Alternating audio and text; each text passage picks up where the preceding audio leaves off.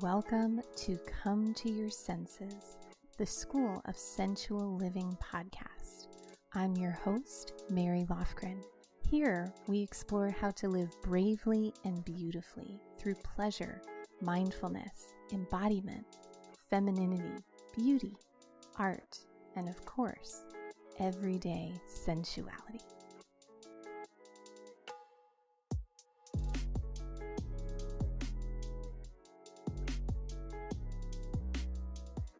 Hello, everyone, and welcome back to the podcast. It is Mary. I am so thrilled to be with you today to talk to you about a topic that some believe is the root of all sin. Some believe is the root of all suffering. And some believe is the root of all creation. And that topic is desire. And so I want to start by sharing a story with you. It's a story of when I was a kid, probably the first time I experienced full body desire. And I was about 7 or 8 years old. And it was around the time that the song Like a Prayer by Madonna came out. And it was scandalous. And I grew up in a very Catholic household where listening to such things was forbidden. And I remember going to Pizza Hut about once a week. My mom and I would go to Pizza Hut together. And she would head to the salad bar after we would put in our order. And I would say, "Okay, Mom, bring me back some cucumbers with ranch." And as she would go to the salad bar, I would secretly sneak into her purse and open her coin wallet and grab as many quarters or nickels, I can't remember how much it was, to operate the jukebox at that time. And then I would excuse myself to go to the bathroom, and I would go and play Like a Prayer on repeat at the jukebox. And it was because when I would hear that song, I just felt like my body was electrified, and it was just calling my hormones forward, rousing them to prepare for puberty. And I often wonder, what might be different about my life, about my work, about my creativity, about my sense of purpose in the world, about my sex life, if I had been encouraged to listen to those urges in my body rather than suppress them. And so we talked about how, Catholics believe desire to be the root of all sin. Buddhists believe desire to be the root of all suffering. And of course, there's a lot more layers to it than that blanket statement. But one of my favorite quotes about desire comes from the movie Dangerous Beauty, which says, "It is wanting that keeps us alive." And so regardless of your origin story with desire, today in this episode, we're going to learn how to use the wisdom and intelligence of your body to help rewrite the story of desire. We're going to talk about the different types of desire. We're going to talk about understanding the sensation of desire in your body. And then we're going to talk about how to flex that muscle of desire in a healthy way. So before we head into the juicy bits, I want to just take a moment of community gratitude. So as I've shared, this is a relatively new podcast, and we've had several reviews, and today I wanted to spotlight one of our reviews from Christina 2090. Christina says, "I've had the pleasure of following Mary Lofgren's inspiring work for about 5 years, and hands down, she is one of the most unique, authentic, creative, expansive, wise teachers I have ever encountered. Thank you so much. The beautiful tools, rituals, practices, and knowledge she shares gently yet radically transformed the way I encounter life, and more importantly, myself. I'm a stronger, wilder, more embodied, more peaceful person today because of my interactions with her and her ever-evolving offerings. Mary has made a profound impact on my life, and I am absolutely delighted that she is now sharing her work through this outstanding podcast. Christina, thank you, thank you, thank you. I am so, so grateful to have you as a member of this community and to have you on this journey of evolving this work and to watch your journey. And I so appreciate your support of the podcast, which helps get the message of sensual living into the ears of more people. So if you're listening and you enjoy the podcast and would like to leave a review, you can head over to schoolofsensualliving.com/review. You'll find a short video there on how to do it, and I would be so grateful, and you may just hear your name on the next episode.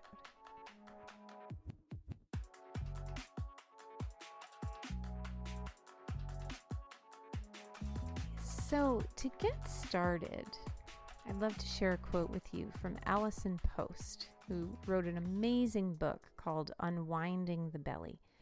Allison says, "Embodiment is who you were before anyone told you who you should be." And I love that quote, particularly as it relates to today's topic, because when it comes to desire, if you just say desire, that word is like a stiletto. It's both pointy and shapely at the same time.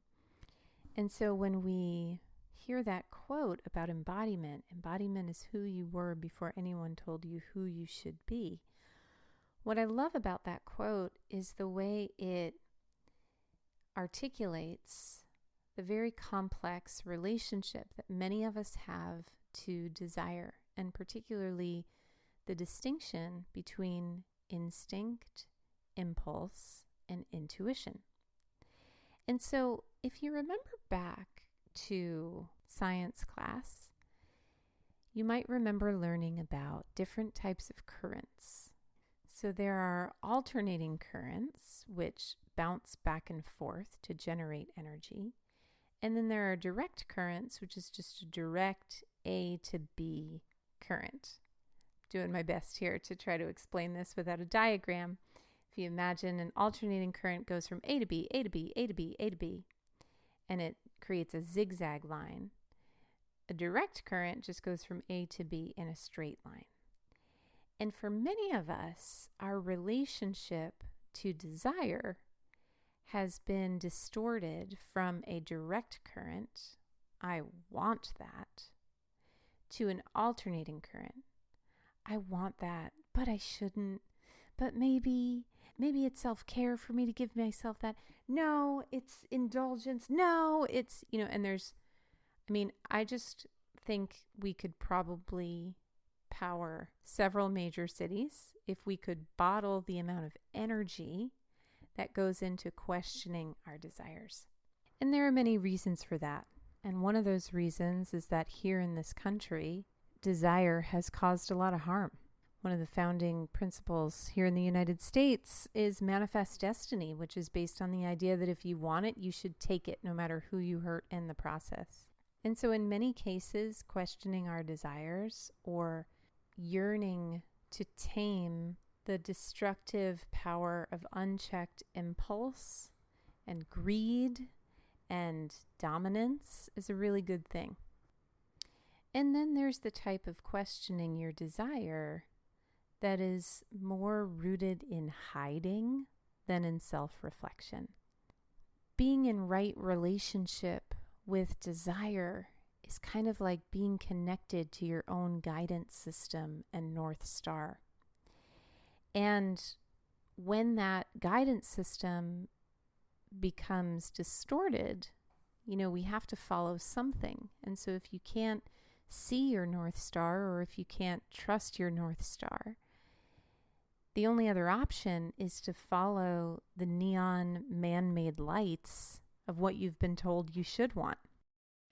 And so, what I'd like to share with you today are some tools to empower you to tap into the joyous, delicious pleasure of creative desire. And so, as I'm speaking, I realize that that's a powerful word in this context because we've already talked about destructive desire. And creative desire are those desires that are the seeds of your becoming. Creative desires are those desires that are unique to you. Otherwise, you wouldn't have them. I remember going to New York when I was considering moving back and saying to a friend, well, I mean, of course I love New York. Everybody loves New York. It's New York. And her saying to me, no, not everybody loves New York. I go to New York and I can't wait to get out of there. You love New York because it's yours, because you want it, because you love it, but not everybody loves it. And with our desires, it's like our desires are a way in which the divine speaks through us. And so how do we discern between the sometimes destructive voice of impulse and yearning that tells us we won't be complete until we get something outside of us, and the creative, life-giving force of genuine desire? That's what we're going to explore right now.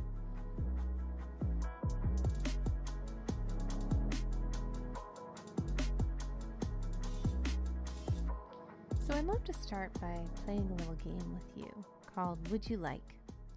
And I'm going to ask you a series of questions, and your job is simply to pause to answer first thing that comes to your mind, yes or no. Just getting curious about the sensations of your body, the thoughts that enter your mind, knowing that the only answers possible in this game are yes or no. So, would you like a cappuccino? Would you like to bathe in a waterfall right now? Would you like to go to Paris right now? Would you like to take a tour of your local landfill someday? Would you like a beet salad with pistachios? Would you like to get a call from your best friend? And that brings our game to a close. So, what I'm so curious about is, how did you know that your answer was a yes or a no?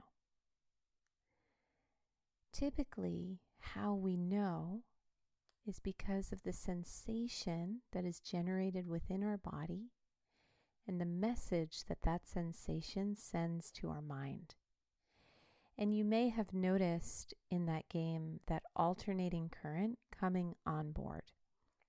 So if I ask you if you want to hear from your best friend, well, I mean, I would because I love them, but I'm a little busy right now and maybe could we do later, and I encourage you, if you noticed that voice of the alternating current coming on board, to just really sit with, what does desire feel like in my body?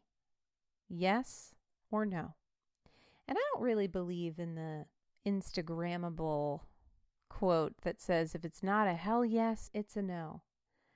I don't think that's true in all cases. I think that I find for myself anyway, that's really just my mind's desire to live in the binary so I don't have to make as many decisions. But by studying, what does my yes feel like? And what does my no feel like in these very simple terms? That can help reorient you towards that more direct current kind of experience of desire. Okay, game number 2. Now I'm going to ask you another question, And I'm going to ask you the same question over and over again. And I'm going to encourage you to answer with the first thing that comes to your mind. So the question is, what do you desire? Tell me something you desire. And historically, whenever I play these games on my retreats and in my classes, there's always a bit of desire constipation at the outset, or there's a bit of fear or judgment of our desires, because usually the desires that are floating up there on the surface tend to be the more superficial desire, and they come from a desire for instant comfort and relief. So I desire a new sport. I mean, I don't desire a new sports car, but I think about my mom and her desire. She's almost 80 years old, and she's always had this desire to drive a red Mazda Miata, you know? And so when I think about these kind of like surface desires, that's the first one that comes to my mind. And the object of this game is to just get curious about what's in there. What do you want? What are some of the things you desire? So if this were a completely judgment-free zone, I'm going to just ask you a couple times. Tell me something you desire. What do you desire? What do you desire? And if you haven't answered yet, it's okay. Let's just keep going. Thank you. What do you desire? Thank you. What do you desire? Thank you. What do you desire? Thank you. Last one. Tell me something you desire.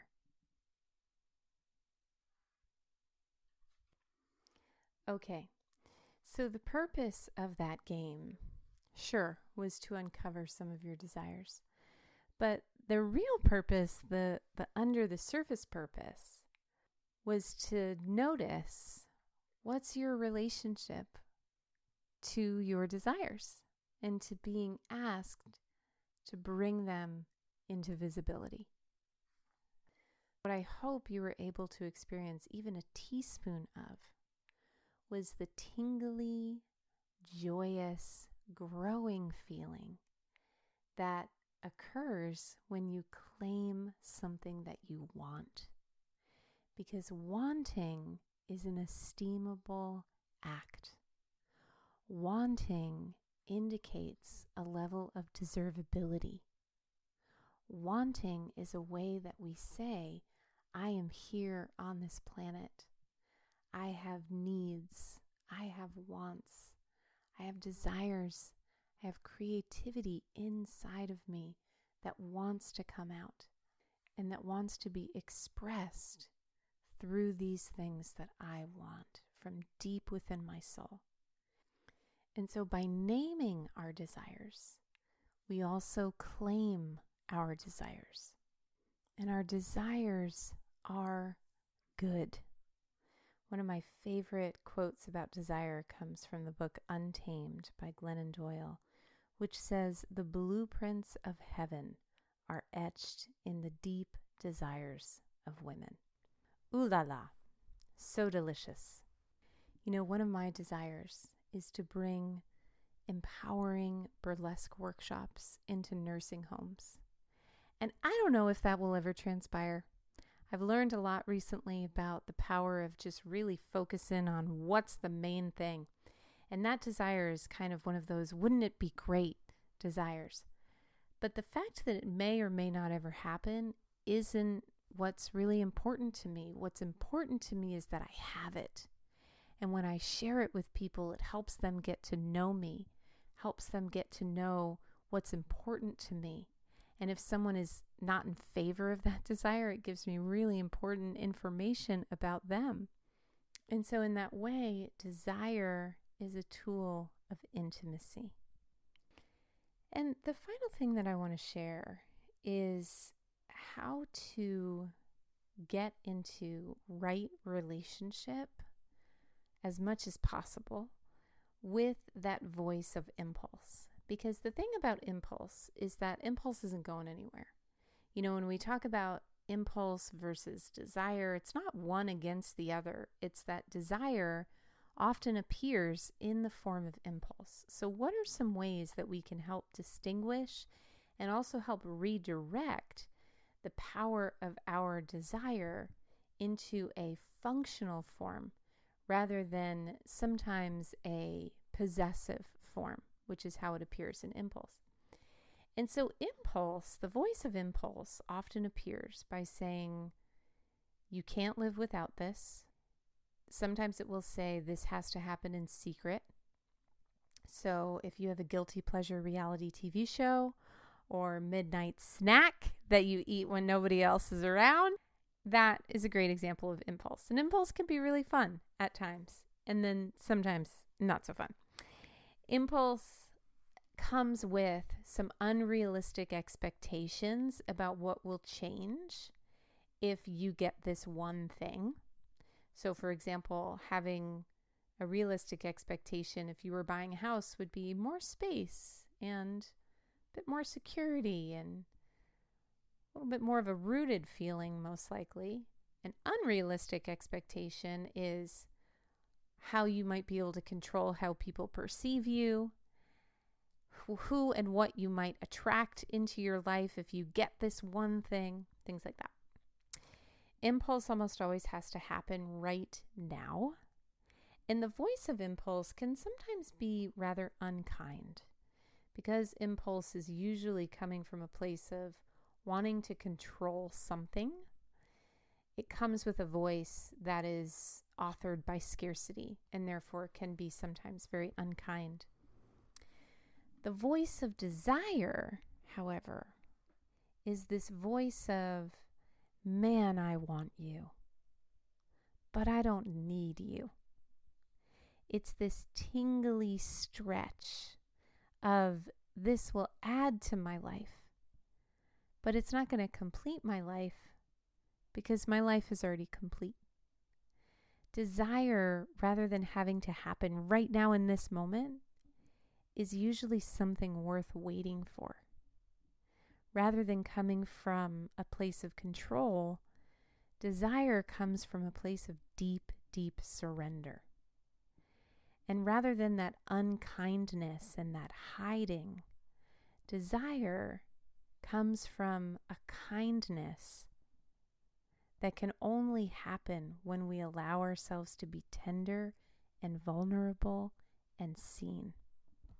And so a way to apply this into your life is when you have a desire, listening not so much to what's being said, that's important for sure, but especially listening to how it's being said.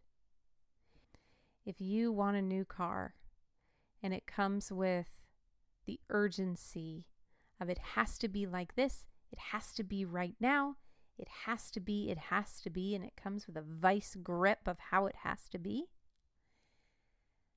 notice that sensation in your body. Say, hello, impulse. So nice to see you. We're going to slow everything down right now. We're going to take a little sacred pause. And something that helps me in those moments is to just slow down and breathe into the impulse. And underneath the urgency of the impulse is the true seed of desire.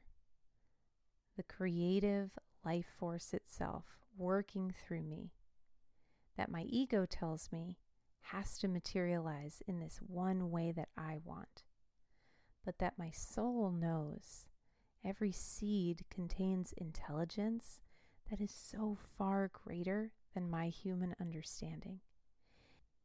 And if I can allow that desire to bloom in its own time, supporting it with soil and nutrition and water and sunlight, and not ripping it apart, hoping I'll find a fig tree inside somehow, I can just breathe a little easier and I make a little bit more room for my desires to float easily in and out of my life.